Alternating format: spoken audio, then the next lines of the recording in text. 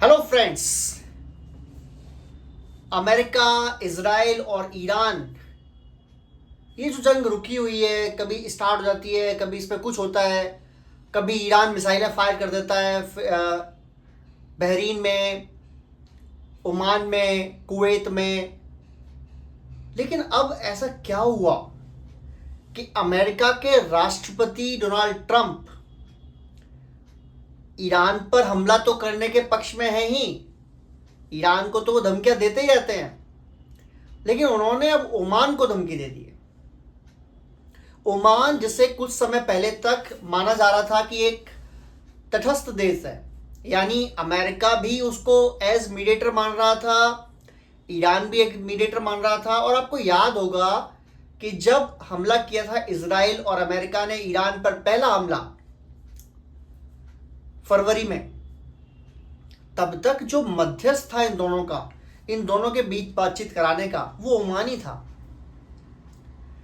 बीच में जब लड़ाई शुरू हुई तो खबरें ये भी आई थी कि ओमान पर भी मिसाइलें फायर करी है ईरान ने, और अब ओमान को धमकी दे रहा है अमेरिका। ये हो क्या रहा है? दरअसल हुआ ये है कि ईरान ने ये तो बोल ही दिया है कि हॉर्मुज स्ट्रीट को वही कंट्रोल करेंगे, और बाकायदा उन्होंने ईरान की संसद में एक प्रस्ताव भी पारित कर दिया है जिसके तहत हॉर्मुज स्ट्रीट अब पहले जैसी नहीं रहेगी, और हॉर्मुज स्ट्रीट में जिस भी जहाज को निकलना है दुनिया के, सबको परमिशन लेनी पड़ेगी, ईरान की नेवी की, और सबको एक टैक्स पे करना पड़ेगा। हालांकि है वो टोल टैक्स ही, पर ईरान कह रहा है कि वो टोल टैक्स नहीं है, वो पर्यावरण शुल्क है और सिक्योरिटी शुल्क है जो ईरान उनसे लेगा ही लेगा। और जो खबरें आ रही है उसके हिसाब से $20 मिलियन पर जहाज। उनका सीधा सीधा सिद्धांत है कि एक जहाज पर 20 मिलियन बैरल तेल लगा होता है, 20 मिलियन क्रूड ऑयल लगा होता है, तो हर एक क्रूड ऑयल बैरल पर वो $1 चाहते हैं लेना, यानी एक बैरल क्रूड ऑयल $1, तो 20 मिलियन क्रूड ऑयल बैरल तो $20 मिलियन ईरान चाहता है। अब एक दिन में तकरीबन 10 या 100 200 कितने जहाज निकलते हैं, तो जहाज का जो आकलन है अब तक का, यानी वॉर शुरू होने से पहले तक का, उसमें यह है कि तकरीबन 100 से 150 जहाज हर रोज निकलते हैं इस हॉर्मुज जल डमरू मार्ग से। और इसका मतलब यह हुआ कि हर रोज 20 मिलियन इंटू 100, मोटा मोटा पकड़ ले, 100 जहाज निकलते हैं तो एक बहुत मोटी इनकम हो जाएगी ईरान की। और हर साल उसकी जेब में, उसकी पॉकेट में सिर्फ जहाजों को निकालने के ही $100 बिलियन आ जाएंगे, $100 to $200 बिलियन। यानी हर साल वो 100-200 बिलियन डॉलर, यानी जितनी उसकी इकोनॉमी है टोटल, उतनी इकोनॉमी हर साल वो जोड़ते जाएगा अपने अंदर। तो ये ईरान के लिए तो बहुत अच्छी बात है, लेकिन दुनिया के लिए बहुत गलत बात है, क्योंकि दुनिया इस जंग के शुरू होने से पहले तक इस हॉर्मुज स्ट्रीट को यूज कर रही थी एज फ्री। दूसरी बात, इंटरनेशनल वाटर के अंदर कोई भी जहाज, कोई भी कमर्शियल जहाज, किसी भी देश का जहाज निकलता है तो उसको वहां कोई टैक्स पे, कोई पैसे नहीं देने पड़ते। यही रूल है, यही कायदा है। तो लड़ाई इस बात पर भी है। अब अमेरिका और ईरान में कई लड़ाई चल रही है, उनमें से लड़ाई ये भी है, लेकिन इसका मुद्दा जो ओमान से कैसे जुड़ गया, इस पर बात करेंगे। अमेरिका ने साफ कह दिया कि ईरान को कोई भी पे करेगा तो हम उसे आगे नहीं निकलने देंगे, क्योंकि शुरुआत में ये हुआ था कि ईरान को 2 लोगों ने पैसे पे किए, ईरान ने आगे जाने दिया, तो अमेरिका ने आगे लगा दी नाकाबंदी।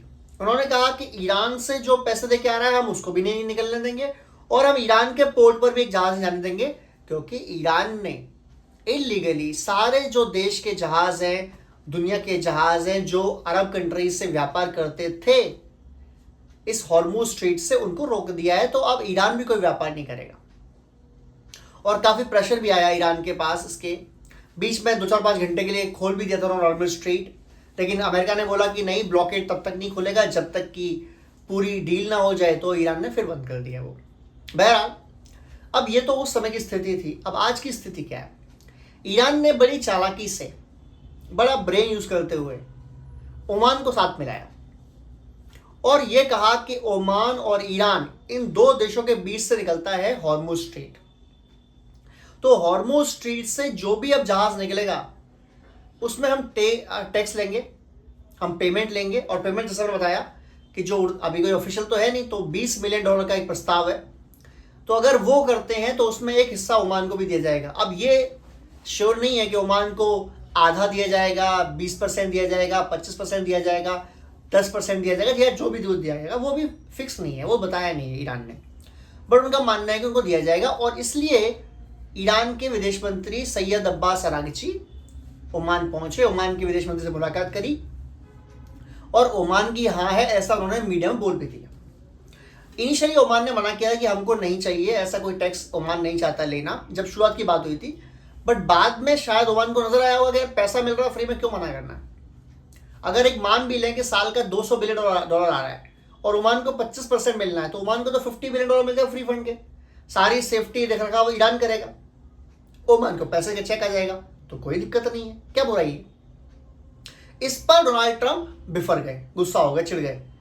डोनाल्ड ट्रंप ने साफ कह दिया कि ओमान अगर ये सोचता है कि हम होर्मुज स्ट्रीट पर निकलने वाले जहाज़ों से टैक्स ले लेंगे, पेमेंट ले लेंगे और अमेरिका इसमें ओके होगा, अमेरिका ये अलाउ करेगा, तो ओमान की बहुत बड़ी गलती है।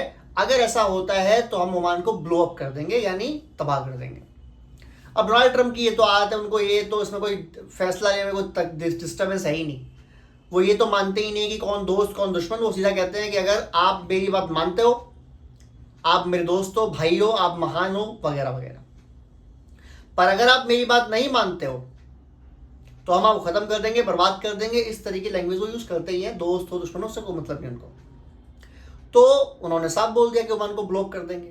अब ओमान का इसमें कोई डायरेक्ट प्रतिक्रिया तो आई नहीं, बट ईरान ने कह रखा है कि अगर कोई ऐसा करेगा तो हम लड़ाई लड़ेंगे। ईरान झंडा बुलंद कर रखा है। ईरान 3-4 चीज आता है। अगर हॉर्मुज स्ट्रीट पर उनका कंट्रोल होता है, जो अब तक है उनका, अमेरिका उनको छुड़ाने में नाकामयाब है फिलहाल तक तो, क्योंकि लड़ाई भी रोक रखी है। अब ईरान या तो डील से मान जाए हॉर्मुज स्ट्रीट देने के लिए अमेरिका को, या फिर हॉर्मुज स्ट्रीट के लिए लड़ाई लड़नी पड़ेगी। दो ही तरीके हैं। लेकिन अगर हॉर्मुज स्ट्रीट ईरान ले लेता है, चाहे डील से चाहे लड़के, तो ये कंफर्म है कि फिर पूरे मिडिल ईस्ट में ईरान का राज चलेगा और अगले 10-20 साल के अंदर Iran will be A economic power also. Military power है, अगर वो जीत जाते हैं तो सीधी सी बात है, इसमें तो मानना पड़ेगा। फिर मिडिल ईस्ट में उनसे कोई जीतने वाला तो कोई नहीं है। हाँ, फौज जाके किसी को हराया ही नहीं है, लेकिन उनको कोई जीत भी नहीं पाया अमेरिका आके भी, तो इनकी पावर पे काउंट किया जाएगा। दूसरी चीज, अगर ईरान ने कंट्रोल कर लिया तो पूरी मिडिल ईस्ट में अमेरिका की हो जाएगी थू थू। जो America Saudi Arab, Oman, Qatar, Kuwait, Bahrain, Jordan, Syria, Iraq, UAE, इन तमाम देशों में बोलता था कि आपको सेफ्टी हम देंगे और आप अपने व्यापार यानी तेल का व्यापार जो करेंगे वो डॉलर्स में करेंगे। और इसी के लिए उन्होंने हर देश में लगभग 2 एयरबेस, 1 एयरबेस, 3 एयरबेस खोल रखे हैं अपने, कि इनकी सेफ्टी देंगे। लेकिन जब से इनकी ईरान से लड़ाई हुई है, इनके दोस्तों के साथ भी कई मिसाइलें फायर हुई और यूएई में जितने मिसाइल और ड्रोन्स गिरे थे तो खुद इजराइल में भी नहीं गिरे, जो डायरेक्ट लड़ाई लड़ रहा है ईरान से। रीजन, यूएई नजदीक है, इजराइल दूर है। तो अब ये क्या स्थिति बन गई है। अमेरिका ने साफ बोल दिया कि अगर ओमान साथ देता है ईरान का इस चीज़ में कि हम टैक्स लेंगे, तो इंटरनेशनल वाटर में टैक्स लेना किसी को अलाउ नहीं किया जाएगा और ओमान को भी हम बॉम्बिंग करेंगे। ये तो साफ बोल दिया। अब आज के हालात क्या है। अभी 3 दिन पहले न्यूज़ आई थी कि अमेरिका ने 4 से 5 ड्रोन्स जो ईरान ने फायर भेजे थे हॉर्मुज स्ट्रेट में, वो हमला करने गए थे या रेकी करने गए थे या हालत जायजा ले रहे थे कि कोई अमेरिकन तो नहीं है वहां पर, उनको यूएस ने डिस्ट्रॉय कर दिया। इसके बदले में 7 बैलिस्टिक मिसाइलें ईरान ने फायर करी कुवैत पर। कुवैत जहां अमेरिका का 5वां नेवल हेडक्वार्टर है, सबसे बड़ा हेडक्वार्टर है पूरे मिडिल ईस्ट का, उसको निशाना बना के हमला किया गया। कुवैत इंटरनेशनल एयरपोर्ट पर भी हमले किए गए। हालांकि उसमें अमेरिकी किसी सैनिकों को चोट तो नहीं आई, बट एक हिंदुस्तानी मारा गया उसमें, जिसमें कुवैत इंटरनेशनल के ऊपर जब मिसाइल गिरी। और बाकी सारी मिसाइलों को कुवैत इंटरनेशनल ने या कुवैत देश ने अपने डिफेंस सिस्टम से डिस्ट्रॉय कर दिया। बहरीन में भी मिसाइलें फायर की गई, जहाँ पर अमेरिका का एक और नेवल बेस है, उसमें भी हमले किए गए। तो ये जो ईरान ने हमले किए, इससे अमेरिका गुस्से में आ गया और अमेरिका ने दोबारा आज रात हमले किए ईरान के रडार सिस्टम्स पर, रडार स्टेशंस पर, और उनको डिस्ट्रॉय कर दिया। तो अब ये जो जंग, कभी हाँ कभी ना, कभी डील यस कभी डील नो, ये जो चल रहा है, ये एक निर्णायक दौर पे आ चुकी है। और ऐसा माना जा रहा है, ऐसा बहुत से लोग कह रहे हैं कि ईरान अब हमला करने की तैयारी में है अमेरिका पर डायरेक्टली फिर से, क्योंकि रडार स्टेशन उनके उड़ाए हैं अमेरिका ने। तो अब ईरान को बदला लेना है। ईरान ये कह रहा है कि अगर हम पर हमला होता है, हम एस्केलेटर में उससे ऊपर जाएंगे, यानी एस्केलेशन जब हम करेंगे तो उतना ही नहीं करेंगे, उससे ज़्यादा करेंगे। अगर ज़्यादा करेंगे तो फिर अमेरिका ज़्यादा करेगा, तो धीरे धीरे धीरे धीरे वही फिर लड़ाई का स्तर इंक्रीज होता जाएगा। और यही शायद सोच है अमेरिका की कि तब तक इधर निपटा ले लेबनान के अंदर हिजबुल्लाह को इजराइल, ये टाइम बाई कर रहा है बेसिकली डोनाल्ड ट्रंप। हाँ ना, डील यस डील नो, ये करके वो टाइम बाई कर रहा है। और ईरान भी टाइम बाई कर रहा है। ईरान अपने सारे मिसाइल जो लोकेशन उनको एक्टिवेट कर रहा है, जो मिसाइल उनके एंट्री पॉइंट जो बंद कर दिए थे अमेरिका ने बॉम्बिंग करके, उनको खोल रहा है। और सब बहुत सा माना जा रहा है कि उन्होंने 70% 75% मिसाइलों के जखीरे दोबारा तैयार कर लिए हैं हमला करने के लिए। लेकिन ये तो कंफर्म है, अगर इस बार लड़ाई फुल ऑन शुरू हो गई तो ये लड़ाई पिछली बार की तुलना में ज़्यादा घातक होगी, ज़्यादा भयानक होगी। और फिर ये कब रुकेगी, दो ही स्थिति होंगी रुकने की, या तो ईरान को तबाह हो जाए, या अमेरिका का इतना नुकसान हो जाए कि अमेरिका पीछे हट जाए। उसके अलावा रुकने का कोई और तरीका है ही नहीं इस लड़ाई का। इसीलिए शायद वेट एंड वॉच गेम हो रहा है, या वो पेशेंस टेस्ट कर रहे हैं ईरान का कि कभी मिसाइल फायर कर दो, देखते हैं ये क्या करते हैं। वो कह रहे हैं हम अमेरिका का पेशेंस टेस्ट कर रहे हैं, हम भी इक्वल मात्रा में लड़ाई करेंगे। हाँ, डील हो जाए तो सबके लिए अच्छा है, पर डील नहीं हो रही है और आने वाले टाइम में हो पाएगी कोई गारंटी दिखाई नहीं दे रही है।